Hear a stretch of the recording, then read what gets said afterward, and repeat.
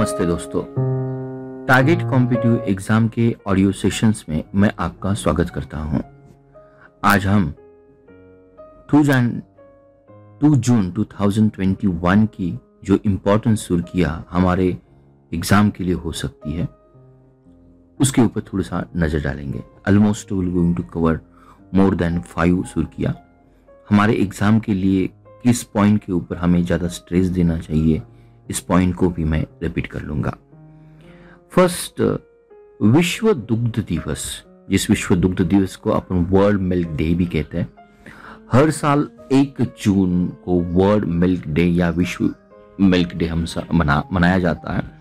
Almost ये उसकी जो शुरुआत की थी 2001 में संयुक्त राष्ट्र की फूड एंड एग्रीकल्चर ऑर्गेनाइजेशंस होती है, जो खाद्य एवं कृषि संगठन होता है, उसी के द्वारा ये शुरुआत की गई थी। हमारे एग्जाम के लिए डीम पॉइंट रहता है कि इस साल के लिए कौन सा डीम था। This years we have a theme world milk day के लिए कि sustainability in the dairy sector along with empowering the environment, nutrition and socio economic. मैं 2021 की वर्ल्ड मिल्क डे के लिए जो डीम है उसको मैं रिपीट कर रहा हूं। डीम है sustainability in the dairy sector, sustainability in the dairy sector along with empowering the environment, nutrition and socio-economic। इसका मतलब ये होता है कि पर्यावरण, पोषण और सामाजिक आर्थिक सशक्तिकरण के साथ साथ डेयरी क्षेत्र में स्थिरता के ऊपर हम केंद्रित करेंगे। और इस फर्स्ट पॉइंट के लिए हमें ये जानना भी उतना ही इम्पोर्टेंस होता है। भारत दुनिया का सबसे बड़ा एक दूध उत्पादक देश है। मोस्टली अमेरिका नंबर 1 आता है, उसके बाद चाइना आता है और 3rd नंबर में इंडिया आता है। तो फर्स्ट सुर्खियां हमने देखी वर्ल्ड मिल्क डे के बारे में, उनका थीम क्या था ये भी हमने देख लिया। एट द सेम टाइम्स ये वर्ल्ड मिल्क डे कौन सी इंटरनेशनल जो संस्था होती है मनाती है, इस पॉइंट को भी हमने कवर किया। आज की सुर्खियों का सेकंड पॉइंट है, हमेशा हर साल हम 31 मई जो वर्ल्ड नो टोबैको डे की तरह उसको मनाया जाता है, लेकिन इस साल ये सुर्खियाँ ये डे इसलिए चर्चा में था कि भारत के जो डॉक्टर हर्षवर्धन हैं, जो हमारे स्वास्थ्य मंत्री है, केंद्रीय मंत्री है, उनको इस साल का जो ऑनर दिया गया, उस ऑनर का नाम है director general of the special award. और ये अवार्ड WHO ने उन्होंने जो टोबैको कंट्रोल के लिए इंडिया में जो मेजर थे, ऑलमोस्ट ई सिगारेट और गर्म तंबाकू के उत्पादनों पर जो प्रतिबंध लगाने की उनकी जो भूमिका महत्वपूर्ण रही है, इस कॉन्ट्रीब्यूशंस के लिए उनको ये डायरेक्टर जनरल स्पेशल अवार्ड दे दिया गया।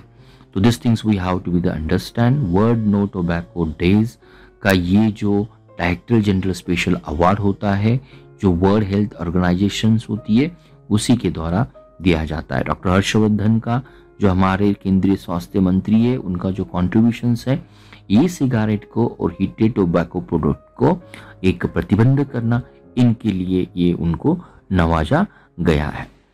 आज की सुर्खियों का थर्ड पॉइंट है, हमारे लिए जो केंद्रीय कृषि और किसान कल्याण मंत्री है, जैसे minister of agriculture and farmer welfare minister जो माननीय नरेंद्र सिंह तोमर है, उन्होंने हॉर्टिकल्चर के लिए, बागवानी के लिए CDP जिसे हम क्लस्टर डेवलपमेंट प्रोग्राम कहते हैं, उसका लॉन्च किया है।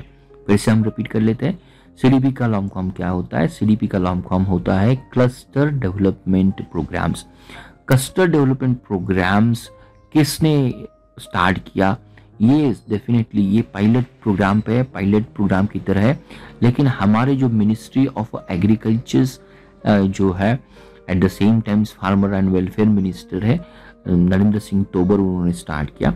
ऑलमोस्ट ये जो 53 क्लस्टर्स है हमारे देश के, उसके तहत हर एक फल के लिए, हॉर्टिकल्चर से बागवानी के लिए ये क्लस्टर जरूर डेवलप किया जाएगा। लेकिन फर्स्ट टाइम जो 12 हॉर्टिकल्चर क्लस्टर्स है और ये पायलट प्रोसेस पे ये वर्कआउट होगा। हर एक स्टेट के लिए, हर एक स्टेट के लिए नहीं कहेंगे, जितने आउट ऑफ 53 है उनमें से 12 जो पायलट बेसिस के प्रोडक्ट है, हर एक लोकेशन के लिए कौन सा यहाँ हम कहेंगे फ्रूट इम्पोर्टेंस है या उसके लिए क्लस्टर इम्प्रूव करने की कोशिश की है, वो हम देख लेंगे।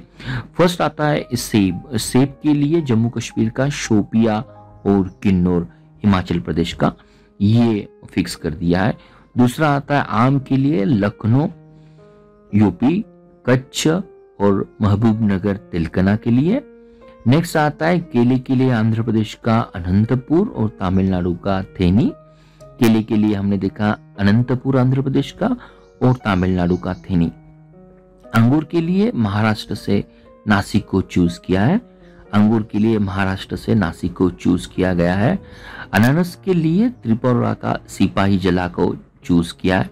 अनानस के लिए त्रिपुरा का सिपाही जिला और अनार के लिए महाराष्ट्र से सोलापुर और कर्नाटक से चित्रदुर्ग। और अनार के लिए महाराष्ट्र से सोलापुर और कर्नाटक से चित्रदुर्ग।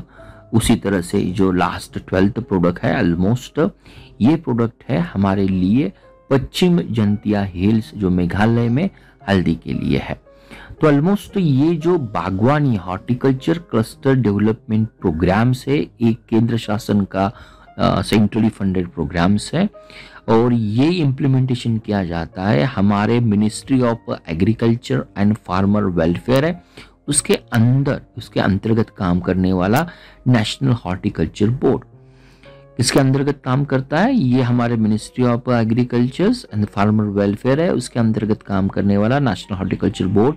ये नेशनल हॉर्टिकल्चर बोर्ड जो था 1984 में उसकी हमने स्थापना की थी। उस समय जो रिकमेंडेशन दिया था the group on perishable agriculture commodities, ये जो कमेटी थी, ये कमेटी का रिकमेंडेशन, इस कमेटी का नाम था group on perishable agriculture commodities, जो डॉक्टर MS स्वामीनाथन थे, उनके रिकमेंडेशन से ये नेशनल हॉर्टिकल्चर बोर्ड की स्थापना हुई थी। हमने थर्ड पॉइंट क्या देखा, हमने हॉर्टिकल्चर डेवलपमेंट के लिए कल्चर CDP प्रोग्राम्स देखा, जिसे हम क्लस्टर डेवलपमेंट प्रोग्राम कहते हैं। ये सेंट्रली फंडेड प्रोग्राम्स हैं। अकॉर्डिंग टू दिस प्रोग्राम्स हमारे देश में कुल 53 स्थानों को किसी फल को एक केंद्र बिंदु रख के उसके इर्द गिर्द होने वाली डेवलपमेंट प्रोसीजर को जांच किया जाएगा, उसको बढ़ोतरी दी जाएगी। इस तरह से हमने 12 प्लेसेस देखे थे, किस प्लेसेस में किस फल के लिए क्लस्टर को डेवलपमेंट किया जाएगा। और हमने ये भी देखा था डॉक्टर MS स्वामीनाथन ने जो रिपोर्ट पेश किया था, उस रिपोर्ट का भी नाम था खराब होने वाली कृषि वस्तुओं का परसमो। इंग्लिश में हम उसे ये कहेंगे कि group on perishable agriculture community. ये जो रिकमेंडेशन था इस कमेटी का, उसकी तरह 1984 में नेशनल हॉर्टिकल्चर बोर्ड का स्थापित कर दिया था। और ये जो आज के क्लस्टर डेवलपमेंट प्रोग्राम्स है ये उसी के अंदर काम करेंगे। ये हमने पॉइंट भी देखा था।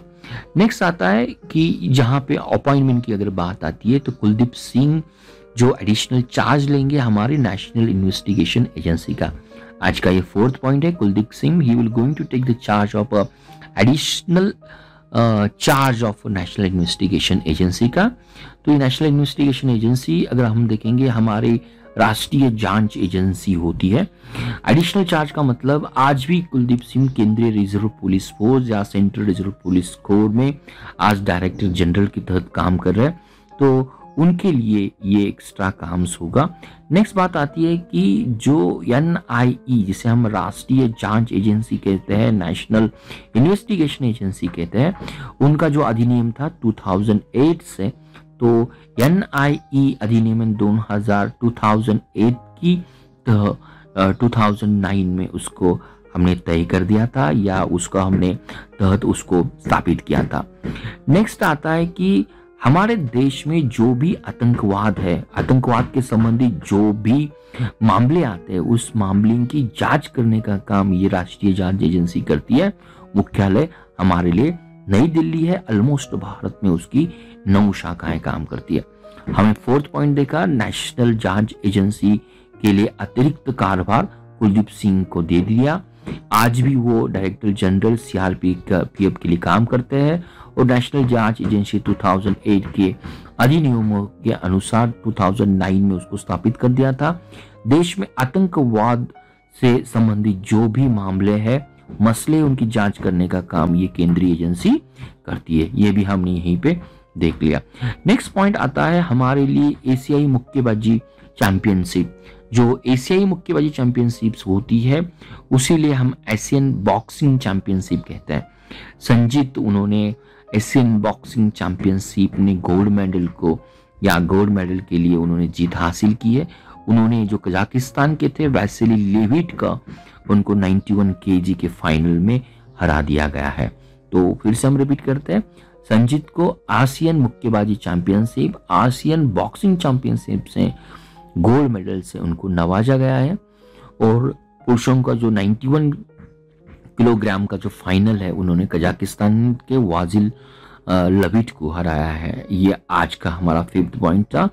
नेक्स्ट पॉइंट आज और लास्ट पॉइंट आता है जो बुक्स आजकल 2021 में बहुत चर्चा में होने वाला है। उस बुक के जो ऑथर्स रहेंगे रवि शास्त्री जी हो गए। जो हम सभी लोग जानते हैं कि रवि शास्त्री एक भारतीय क्रिकेटर भी थे और ये पूर्व कमेंटेटर भी की तरह उन्होंने काम किया है और आज भारतीय राष्ट्रीय क्रिकेट की टीम के वो कोच भी है।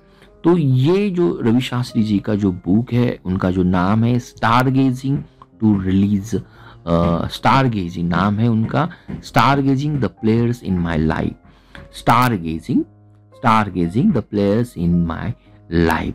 तो ऑलमोस्ट उन्होंने जो 60 क्रिकेटर या 60 इन्फ्लुएंसर लोगों का उन्होंने इस पुस्तक में या बुक में जिक्र किया हुआ है जिनसे उन्हें इंस्पायरेशन मिला है, जिनसे उनके जीवन में ज्यादा प्रेरित हुआ है। ये जो बुक्स है हार्पर कोलिंस इंडिया द्वारा प्रकाशित होगा, उनका प्रकाशित होगा। ऑलमोस्ट इस एंड तक ये पब्लिश भी किया जाएगा और अयास मेमन इस बुक के को ऑथर भी है। ये भी पॉइंट हमने यहीं पे कवर कर दिया। तो almost my dear friend we cover the number of point. कौन से पॉइंट हमने कवर किए ये आपको समझना बहुत इंपॉर्टेंस होता है। हमने सारांश रूप में वर्ल्ड मिल्क डे 1 जून को सेलिब्रेट किया जाता है बाय WHO से, और हमने डॉक्टर हर्षवर्धन को इस साल का WHO ने डायरेक्टर जनरल अवार्ड से भी नवाजा, ये भी देखा। और ऑलमोस्ट 12 जगह पे क्लस्टर डेवलपमेंट प्रोग्राम की स्थापना की जाएंगी। हमारे एग्रीकल्चर मिनिस्ट्री ने बागवान के लिए प्रोग्राम ऐलान कर दिया। नेशनल इन्वेस्टिगेशन एजेंसी, नेशनल जांच जो हमारी अधिकारिणी है उसके लिए कुलदीप सिंह एडिशनल चार्ज लेंगे, ये भी देखा। और संजीत ने जो एशियन बॉक्सिंग चैंपियनशिप थी उन्होंने गोल्ड मेडल को हासिल कर दिया। और लास्ट पॉइंट हमने देखा रवि शास्त्री जी का जो बुक है, रवि शास्त्री जी का बुक का नाम ही है स्टार गेजिंग। जो स्टार गेजिंग जो उनके लाइफ में जो 16 इन्फ्लुएंशियल पीपल आए थे उनके लिए उन्होंने the star gazing the players in my life उनके बारे में यहाँ पे मेंशंस किया है। मेरे प्यारे दोस्तों, एटलीस्ट 6 और 7 पॉइंट आपको समझ में आता है तो इट इज़ वेरी एक बढ़िया चीज़ हो सकती है। होपफुली इस तरह के वीडियोस, ऑडियोज और MCQ मिलने के लिए आप हमारे चैनल के साथ जुड़े रहें। Thank you very much. Thank you for watching Target with Professor Peace Positive Way. We request you to be a voluntary donator to become our prime and pride motivator.